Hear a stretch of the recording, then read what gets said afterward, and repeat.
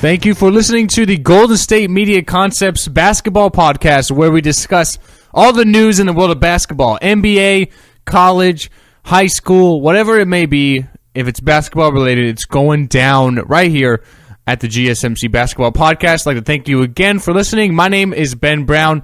It's a Friday. We're going to be leading you into the weekend. We have a really, really busy, action-packed show for you planned today. We have the NBA trade deadline, which went down yesterday. Got to recap what exactly went down yesterday, what didn't happen, teams that made moves, didn't make moves, winners and losers of the trade deadline. Talk a little college basketball. Big win last night for Gonzaga. And leading into the weekend, we have a top 5 matchup. Number 4, Arizona, and number 5, UCLA. Both teams were in action last night. We'll talk about how they did.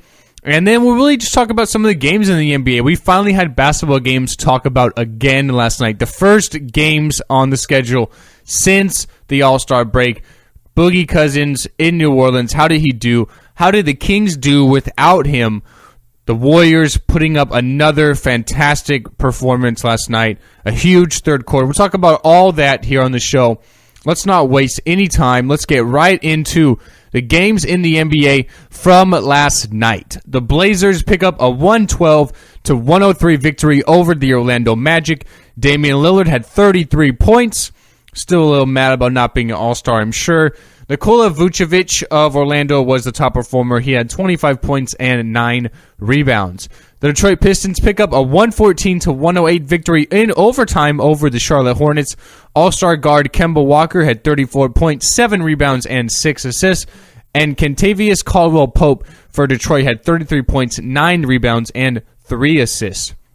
LeBron James and the Cleveland Cavaliers pick up a 119-104 victory over the New York Knicks. LeBron had a triple-double. He had 18 points, 15 assists, and 13 rebounds. This game was kind of interesting. We had James Dolan, his anti-hero, a guy who has to be his friend now, but he absolutely hates Charles Oakley. Charles Oakley was at the game last night in Cleveland, sitting next to Dan Gilbert, just absolutely trolling and throwing shade at James Dolan for everything that's gone on over the past couple of weeks. So the Cavaliers pick up a big win. The Knicks 23-35 now. They're 9-20 away from Madison Square Garden. Just absolutely terrible. And then the other games on the schedule are the ones we're going to sort of get into a little more depth with and break down more in particular. So it was the first game of the Anthony Davis and DeMarcus Cousins era in New Orleans. And if one game is an indicator of the rest of the season, then it's not going to go well. The Pelicans lost by 30 to the Houston Rockets, 129-99. Boogie Cousins played really well in his debut for New Orleans, though. He had 27 points, 14 rebounds, 5 assists, 5 steals, as well as 4 blocks. He shot the ball well. He was 11 of 19 from the floor. Did get into one small incident with Nene where they got a little tangled up, but nothing really went further past that. He did not get any technical fouls, so I guess that's a start, a step in the right direction. Anthony Davis as well had a good game from a points-wise perspective. He had 29 of them to go along with 9 rebounds, but he played really well, really not too well. He didn't shoot the ball well either. He only made 8 of his 21 field goal attempts. He was 13 of 16 from the line, so that's where a lot of his points came. But the problem last night was the Pelicans simply didn't get any contributions from anyone not named DeMarcus Cousins and Anthony Davis. Their third leading scorer was Omri Caspi with 12 points. He came over with DeMarcus Cousins in the trade from Sacramento on Sunday. He was their third leading scorer in his first game in New Orleans. Played pretty well in 24 minutes, was 5 of 9, hit a couple of three-pointers, but he did break his thumb, so he's going to miss some time now. The rest of the starters, the 3 other starters, combined for 15 points. So simply put, it was Cousins and Davis, and that was it. No one else contributed at all. If the Pelicans are going to want to push for the 8th seed and even push towards the elites in the West for the next couple of years, they're going to have to add more people around these 2 twin towers because nobody else is there. Drew Holiday's okay, but he didn't really play too good last night. He shot 3 of 12 and had 7 turnovers, only 6 points, 4 assists, and 4 rebounds. So they're going to need to get some more people around these two guys. Definitely some shooters. I feel like Catsby was a nice addition as well, but he's going to miss some time now with the thumb injury. So it's a little unfortunate there for New Orleans. When you're looking at Houston, everything was pretty much simply what they do. I mean, James Harden only had 13 points. He shot 3 of 9 from the floor, had 14 assists. Their best player was, in his first game, Lou Williams. Since coming over from the Lakers, Magic Johnson making moves, as I talked about on Wednesday, trades Lou Williams to Houston, and Williams had 27 points. He made 7 3-pointers in 25 minutes. He played fantastic. You had Eric Gordon off the bench as well. He had 19 points. So the two combined for 46 points off the bench. I feel like they could basically be co-6 men now. You're just adding another shooter and a scorer to this Houston team that already had no trouble shooting and scoring the ball. Last night they made 23 pointers. They shot 39% from 3, 50% in total from the floor. That was a great addition near the trade deadline for Houston because it gives them another player who can put the ball in the basket as they try to push teams like San Antonio and Golden State for the elite of the Western Conference. I really am excited to see what the Rockets can do come postseason time because they're simply just going to score a ton of more points than really a lot of the other teams in the NBA, and it might be a track fest. You know what I mean? I'm really excited to see what Houston does, and I think the addition of Lou Williams was a great pickup there. So you're looking at the other side of the trade involving DeMarcus Cousins. That's the Sacramento Kings, a team that gave him up. Last night, like I said, if one game is an implicator of the rest of the season, then things might go okay for Sacramento because they pick up a 116-100 victory over the Denver Nuggets, a team they're pushing for the number 8 seed in the West. They're only half a game back now of Denver after the victory last night. The big player last night was Willie Cauley-Stein.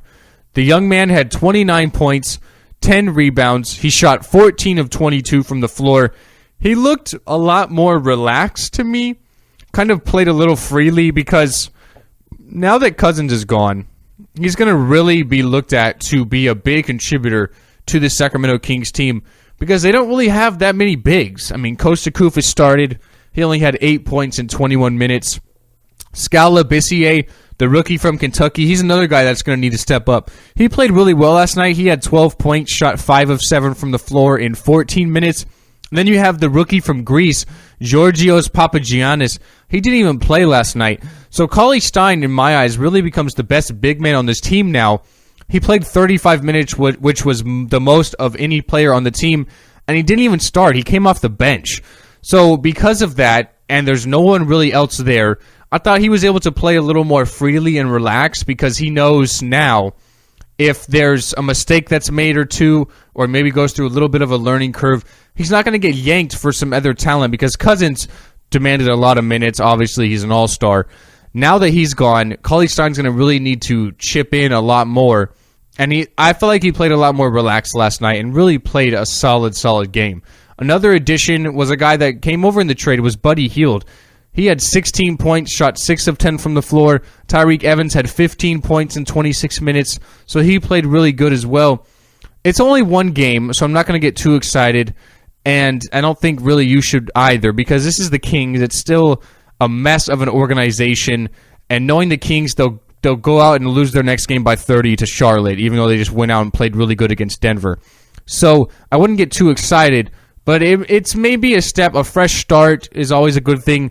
You can get some more minutes and playing time for a guy like Cauley-Stein, who you're going to really need to lean on now for the rest of the season. He's a guy you drafted high in the draft last year, so it's his second year in the league now. And if anything, last night he played really well, and he can use that as sort of confidence and motivation to propel himself during the rest of the season. And then the last game we'll recap in depth was the Warriors against the Clippers last night. So the Warriors scored 49 points at halftime, and it didn't look good for them. They were losing at the half pretty bad. They're losing by 13 points at the half. They scored 50 points in the third quarter. 50 points in the third quarter. They had more points in the third quarter than they did in the first and second quarter combined. The Warriors win 123-113 over the Clippers. Steph Curry hit a buzzer beater at the end of the third quarter to give them those 50 points in the quarter. It's the fourth time the organization has done that. Ironically, all other three times were in March of 1989. Kevin Durant had 25 points and 15 rebounds. Steph Curry had 35 points, 20 of which were in that fourth quarter. I really just think nobody can stop this team right now. It's not just what they do on offense. It's also what they do on defense. They're still a really good defensive team. The Clippers only shot 41% from the floor last night. And they played in arguably the best game they've played against the Warriors in a really long time. They haven't beaten them in a couple of years now. They got swept in the season series 4-0 now with the game last night. I think it might be time to not necessarily blow up the Los Angeles Clippers, but maybe make some changes, because they've made a lot of moves in the last few seasons, and they remind me of that team kind of like the Jazz in the mid-90s, the Suns in the early 2000s, and then most recently the Oklahoma City Thunder in the Westbrook and Durant era. A team that's really good, seems to have it all together, but they just don't really get over the hump. They never really climb over the tip of the mountain. The Clippers seem to be that team. I mean, they seem like they'll win a playoff series or two, but then they don't really go any farther than that. And then they'll bring in another good piece, and then the same exact thing happens. If there is one good thing, Chris Paul is medically cleared to play again. He did not play last night. Don't think he'll play tonight against San Antonio either. But I guess his return will definitely help, because they're having to start Austin Rivers and J.J. Redick right now. So they don't really have a true point guard like CP3. And his return will definitely mean a lot more for guys like Blake Griffin. He did not play well last night. He had 12 points, 3 of 13 from the floor. DeAndre Jordan, he played really well. He had 17 points and 11 rebounds. But it means more lobs, more penetration, better defense. Chris Paul is one of the best defending point guards in the NBA. So I guess that might be a little bit of a help. But I really feel like it's time to maybe make some changes in Clipper land, because everything they've done is not getting them over the hump. So what else could they possibly do? They can't stick with the same regime they have, because if it wasn't good enough this year or the year before that, what makes you think it's going to be good enough next year? It's not going to be the case. So I think they need to make a little bit of a changes and maybe move some pieces around in order to try and get better in the Western Conference, which is so competitive. You, of course, have San Antonio all the time. You have Golden State. The Rockets are doing well. Have to wait and see what is going to go on with New Orleans with Davis and Cousins. And the Jazz are playing well this season as well. So there's a lot of good teams in the West, and they need to make some changes if they're going to really get it done, because everything they've done so far just seems to not be there the last few years. We'll take our we're going to take our first break of the show. I'm getting a little ahead of myself. We're going to take our first break of the show. After the break, we're going to talk about the NBA's trade deadline. What happened, what didn't happen, what moves happened, who's the winners and losers, potential winners and losers, because everything has to really be seen how they play and everything. So we'll take our first break of the show. After the break, we'll talk about the NBA trade deadline right here at the Golden State Media Concepts Basketball Podcast. Tired of searching the vast jungle of podcasts? Now listen close and hear this out. There's a podcast network that covers just about everything that you've been searching. Hey! The Golden State Media Concepts Podcast Network is here. Nothing less than a podcast bliss with endless hours of podcast coverage. From news, sports, music, fashion, cooking, entertainment, fantasy, football, and so much more. So stop lurking around and go straight out to the Golden State Media Concepts Podcast Network. Guaranteed to fill that podcast itch. Whatever it may be. Visit us at www.gsmcpodcast.com. Follow us on Facebook and Twitter, and download us on iTunes, SoundCloud, and Google Play.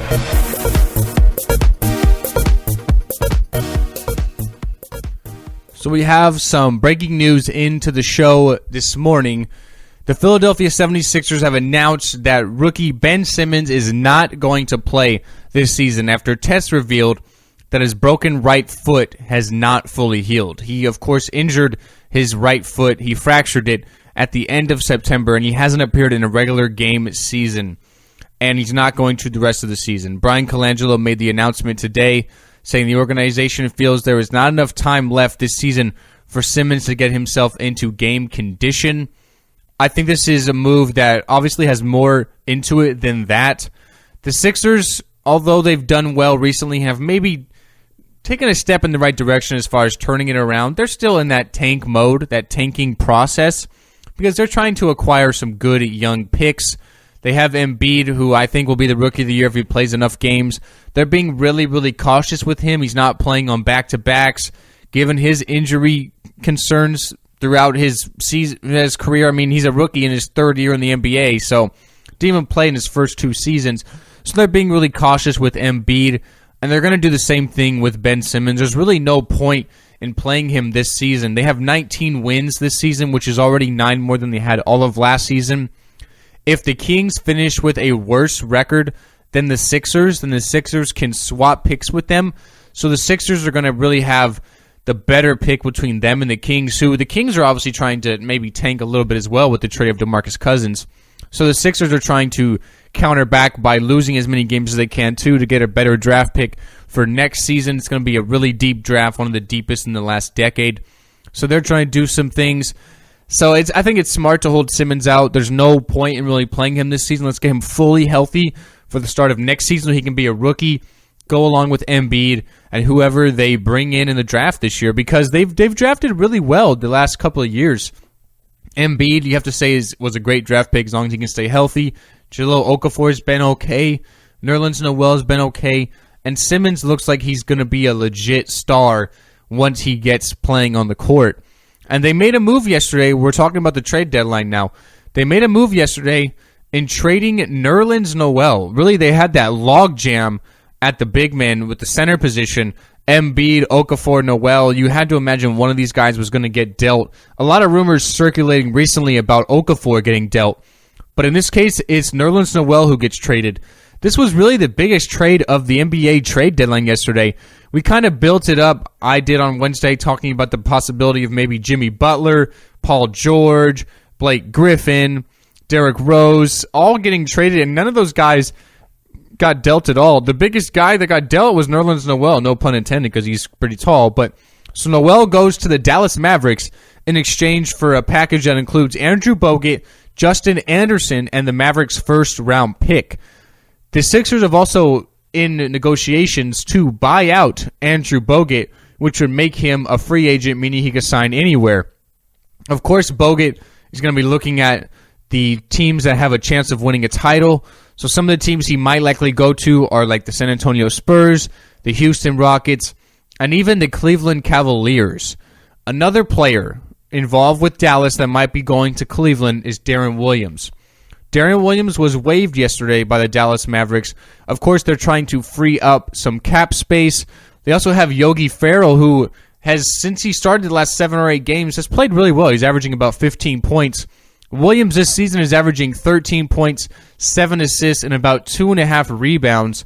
So he's having a really good season at 32 years old. LeBron James has basically cried about getting a backup point guard and a playmaker to go along with this team. The Cavaliers could really be the biggest winners of the NBA trade deadline, and they didn't even do anything because they could potentially get Deron Williams, who is a free agent now, and Andrew Bogut, who's probably going to be a free agent once they restructure out that buyout with the Sixers. So they get their backup playmaker they want, and they get some depth at the big man position because Kevin Love is out right now. Bogut is a big rim protector. He takes up a lot of space. He's a physical player. A lot of people will say that the reason the Cavs won the title last season is because Bogut was out for those 3 games. Maybe you could say Draymond Green getting suspended for Game 5 as well. But a lot of people will talk about Bogut being out in the finals last season as a reason the Cavs were able to come back from a 3-1 deficit because the Warriors didn't have that rim protector anymore. They didn't have anyone that was there to meet LeBron James at the basket or even a guy like Tristan Thompson at the basket when they went up inside. So if Cleveland were to add Williams and Andrew Bogut, that would be fantastic. They could get everything they wanted. They'd have to pay them the mid-level exemption. Of course, they're just trying to really chase rings. Deron Williams has gotten his money. He's 32 years old. He's been in the NBA for a long time, 11 years to be exact. The only thing that he doesn't have is a title, and he's trying to chase that. And same thing with Bogut. Although he does have a title, he's been around for a while. He's gotten his money. He just wants to try and win rings now. Another place Deron Williams could go, he could go back to Utah, but I don't know why you'd want to go back there because you want to win a ring with Cleveland. Utah's 4th in the West, but they're not going to be competing, in my eyes, against Golden State. He is familiar with the area, of course, got drafted there 3rd overall in 2005, and he has a home there. He lives there in the offseason, so it makes some sense, but the ideal landing spot is, of course, Cleveland, and for me, that's why they are my biggest winner, potential winner of the NBA trade deadline, because they did nothing, and they could walk away with Bogut and Darren Williams, which would be a really, really good addition to go along with this team. Another trade that happened, I guess you can say the second biggest trade here on trade deadline, it was really lackluster. The Oklahoma City Thunder completed a trade to send Cameron Payne, who's really known mainly for dancing with Russell Westbrook, Jeffrey Laverne, and Anthony Morrow to the Bulls for Doug McDermott, Taj Gibson, and an unprotected 2018 second-round pick.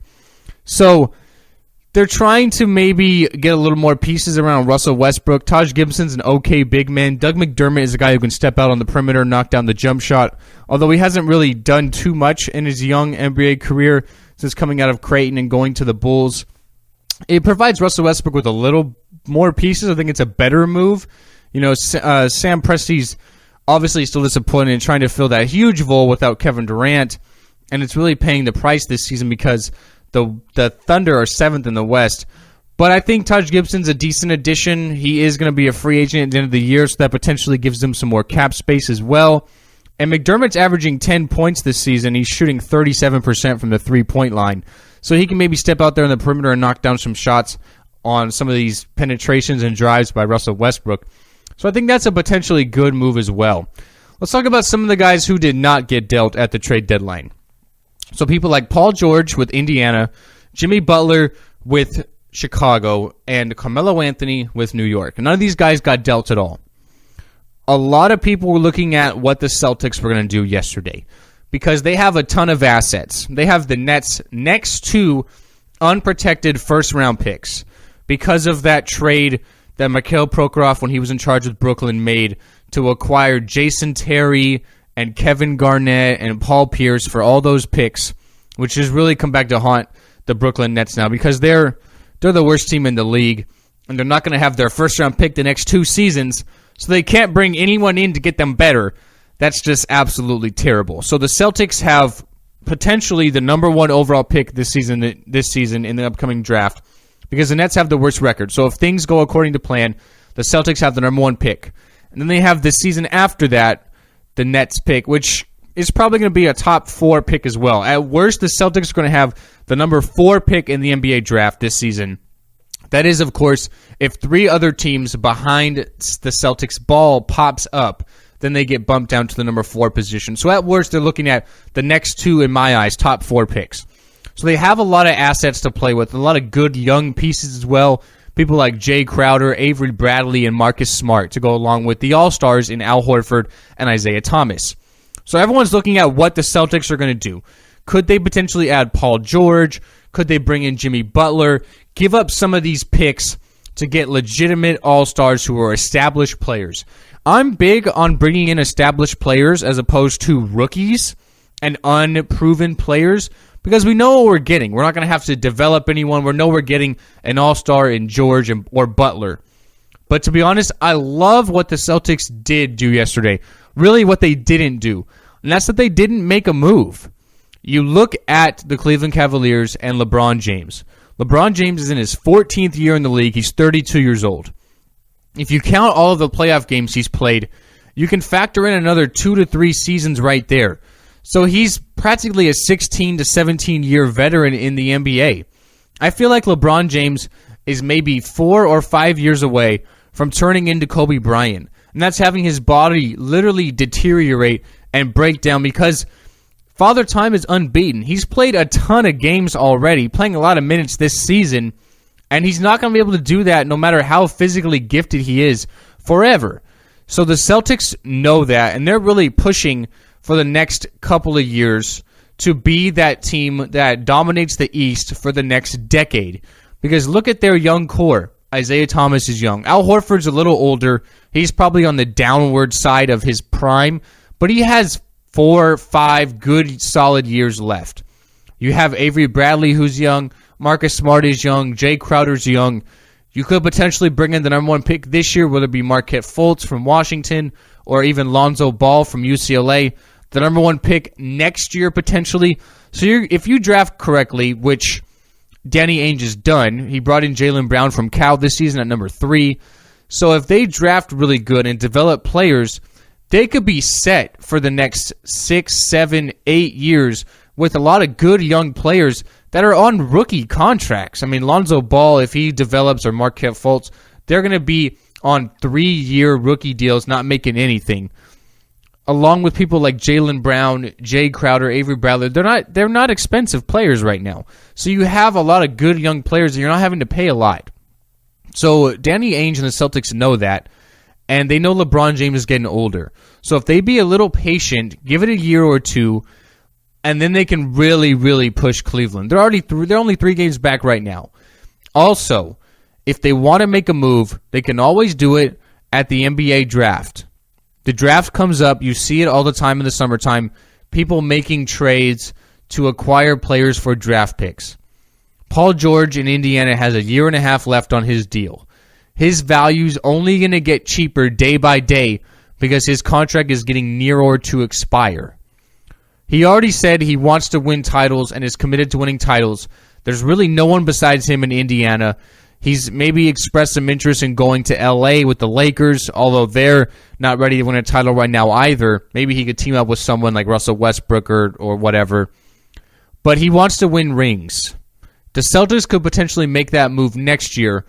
It would be maybe a 1-year rental because who knows if he's going to sign an extension there or not. But it's an option they could technically still explore next season as well. So I really love what the Celtics did by not making any moves. And I thought it was the right sort of mindset to play with because they can be patient. They have all the assets in the world. They have potentially the next 2 number 1 picks. There's no point in really throwing those away for bringing in someone mid-season that may or may not have an impact on your squad.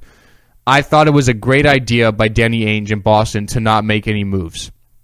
You didn't see Carmelo Anthony traded, and he's kind of really unsure with the way the organization is going. He said he sort of is not sure, to be honest, what they're doing. I think we were trying to maybe planning on make a move on the trade deadline, but nothing really happened. So he's not really happy in New York. Obviously, a lot of rumors surfacing around Melo maybe getting traded to Cleveland for Kevin Love, but that, of course, did not happen. But I thought it was a lackluster trade deadline, which it seems to always be because we kind of build it up with all these names that could get dealt, and then no one gets dealt, and we get left kind of disappointed. But nevertheless, I thought as far as winners and losers of the trade deadline are concerned, I think winner you have to say potentially Cleveland because they could bring in Darren Williams and Andrew Bogut for literally nothing because they're going to become free agents. I think that the Pelicans are a winner for bringing in DeMarcus Cousins and giving up really nothing, Buddy Hield, and a first-round pick basically for DeMarcus Cousins. It gives them a chance because they weren't going to compete with just Anthony Davis. So they're making moves to try and get better. I think you have to give them credit for that, so I think they're a winner in this deal. I think the Boston Celtics are winners by not doing anything because they have all those assets still to really play with, and they can still make moves at the NBA draft if they want to. As far as losers are concerned, I think the big loser, is the Sacramento Kings for giving up Cousins and not really getting much in return. They basically hit the reset button, and they're going to have to see how they do. With how they've drafted in the last 12 years, they've been in the lottery for 12 years in a row now. The only pick they've really hit a home run on in the lottery has been DeMarcus Cousins. They made some nice draft picks as well with Hassan Whiteside and Isaiah Thomas, but they're not on the team right now either. So the 3 guys they've drafted in the last 12 years that have really been good draft picks aren't on the team anymore. So for me, they got to be my ultimate loser, but we'll have to wait and see how the regime goes. They are hitting the reset button, as I mentioned, and maybe they'll draft good this year. We'll take our last break of the show. After the break, we're going to talk about college basketball. Gonzaga picked up a huge win last night to improve to 29-0, and we have a top 5 matchup on Saturday to preview between Arizona and UCLA right here at the Golden State Media Concepts Basketball Podcast. Are you looking for help for your fantasy football team? Check out the GSMC Fantasy Football Podcast. Get today's best advice on who to start, who to sit, even who you should draft. From sleeper picks to red hot lineups, they got it all covered for you. That's GSMCpodcast.com/fantasy-football-podcast. We'll cover traditional leagues, dynasty, PPR, even IDP leagues. When you need fantasy help, there's just one show to hit up. Don't forget to like them on Facebook and follow them on Twitter. Visit GSMCpodcast.com for more info.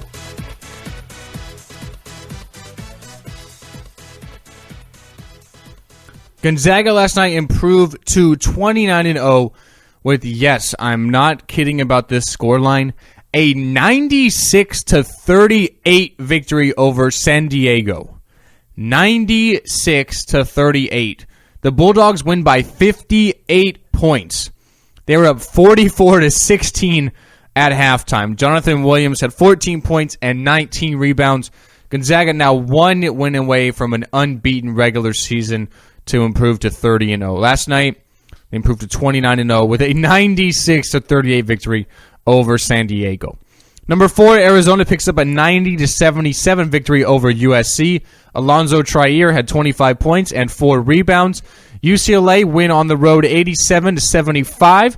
TJ Leaf, the freshman forward, had 25 points and 9 rebounds for the Bruins. Lonzo Ball did tweak and maybe twist a little bit of his ankle, but he did return in the game. They have a huge game on Saturday against Arizona in Arizona, so if Lonzo Ball has a little bit of an ankle injury, I think that'll have a big effect on the game. Number 15, Cincinnati picks up an 87-74 victory over Memphis. Number 16, Wisconsin loses on the road to Ohio State, 83-73. Bronson Koenig did come back and play. He had 27 points in the game. And St. Mary's pick up a road win over Pepperdine, 78-49. Jock Landell had 23 points and 14 rebounds for the Gales from St. Mary's. We're going to look ahead to the weekend in college basketball. On Saturday, I mentioned the game between Arizona and UCLA, but there is more teams in the top 25 in action. Number 19, Florida State will be on the road taking on Clemson. Number 8, North Carolina will be on the road taking on Pittsburgh. Number 18, Virginia will be on the road taking on NC State. Virginia, they're really, really struggling. They've lost 4 games in a row. Have to see if they can recoup against Dennis Smith Jr. and the NC State Wolfpack. Number 17, SMU will be on the road taking on Connecticut. Number 25, Wichita State on the road taking on Missouri State. A lot of the top 25 on the road this week, and that includes West Virginia, number 12 overall, taking on unranked TCU. We have a big game in Lexington at Rupp Arena between number 13 Florida and number 11 Kentucky. Kentucky winners of 5 in a row. I feel like this game is really going to decide who wins the SEC regular season. Number 23 Creighton will be on the road taking on number 2 Villanova. Number 9 Baylor on the road taking on Iowa State. Number 14, Purdue go into Ann Arbor to take on the Michigan Wolverines. Number 10, Duke go on the road taking on Miami. Number 6, Oregon will be in Palo Alto taking on Stanford. Number 3, Kansas on the road taking on Texas.